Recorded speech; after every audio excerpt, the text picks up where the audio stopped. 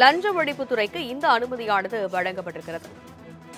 விவரங்களை செய்தியாளர் கிருஷ்ணமூர்த்தி விவரிக்க கேட்கலாம். கிருஷ்ணமூர்த்தி, வணக்கம்.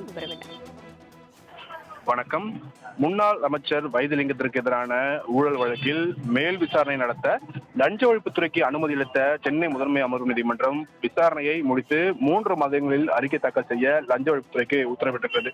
கடந்த 2011 முதல் 2016 ஆண்டு வரையிலான அதிமுக ஆட்சி காலத்தில் வீட்டு வசதித்துறை அமைச்சராக இருந்த வைத்திலிங்கம் சென்னை பெருங்குளத்தூர் ஸ்ரீராம் அடுக்குமாடி கட்டிடத்திற்கு திட்ட அனுமதி அளிக்க 28 கோடி ரூபாய் அளவுக்கு லஞ்சம் பெற்றதாக அறப்போர் இயக்கம் சார்பில் கடந்த 2022 ஆண்டு லஞ்ச ஒழிப்புத்துறை தரப்பில் புகார் அளிக்கப்பட்டது.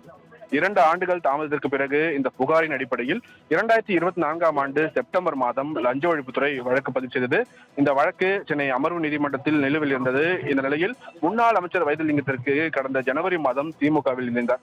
இதைத் தொடர்ந்து வைத்திலிங்கத்திற்கு எதிரான குற்றச்சாட்டுகளுக்கு போதுமான ஆதாரங்கள் இல்லை என்று கூறி வழக்கை முடித்து வைத்து லஞ்ச ஒழிப்புத்துறை சார்பில் முந்தைய ஆட்சியில் அறிக்கையானது தாக்கல் செய்யப்பட்டது.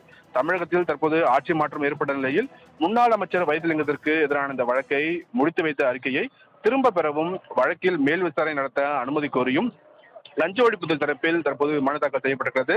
இந்த மனுவை விசாரித்த சென்னை முதன்மை அமர்வு நீதிமன்ற நீதிபதி எஸ் கார்த்திகேயன் வைத்திலிங்கம் மீதான வழக்கில் மேல் விசாரணை நடத்த அனுமதி அளித்ததோடு விசாரணையை விரைந்து முடித்து 3 மாதங்களில் அறிக்கை தாக்கல் செய்ய லஞ்ச ஒழிப்புத்துறைக்கும் நீதிபதி உத்தரவிட்டிருக்கிறார். தனலட்சுமி.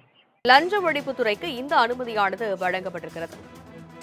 விவரங்களை செய்தியாளர் கிருஷ்ணமூர்த்தி விவரிக்க கேட்கலாம். கிருஷ்ணமூர்த்தி, வணக்கம். வணக்கம். முன்னாள் அமைச்சர் வைத்திலிங்கத்திற்கு எதிரான ஊழல் வழக்கில் மேல் விசாரணை நடத்த லஞ்ச ஒழிப்புத்துறைக்கு அனுமதி அளித்த சென்னை முதன்மை அமர்வு நீதிமன்றம் விசாரணையை முடித்து 3 மாதங்களில் அறிக்கை தாக்கல் செய்ய லஞ்ச ஒழிப்புத்துறைக்கு உத்தரவிட்டிருக்கிறது.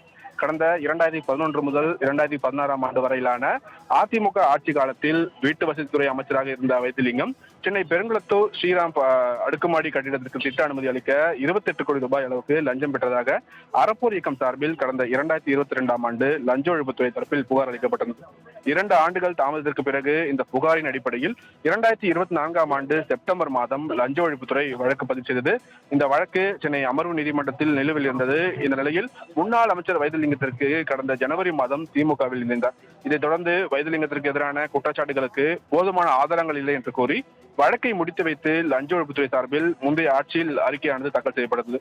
தமிழகத்தில் தற்போது ஆட்சி மாற்றம் ஏற்பட்ட நிலையில் முன்னாள் அமைச்சர் வைத்திலிங்கத்திற்கு எதிரான இந்த வழக்கை முடித்து வைத்த அறிக்கையை திரும்ப பெறவும் வழக்கில் மேல் விசாரணை நடத்த அனுமதி கோரியும் லஞ்ச ஒழிப்புத்துறை தரப்பில் தற்போது மனு தாக்கல் செய்யப்பட்டிருக்கிறது.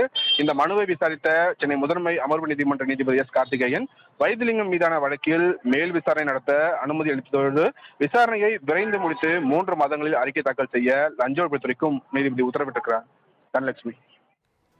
விவரங்களுக்கு நன்றி, கிருஷ்ணமூர்த்தி.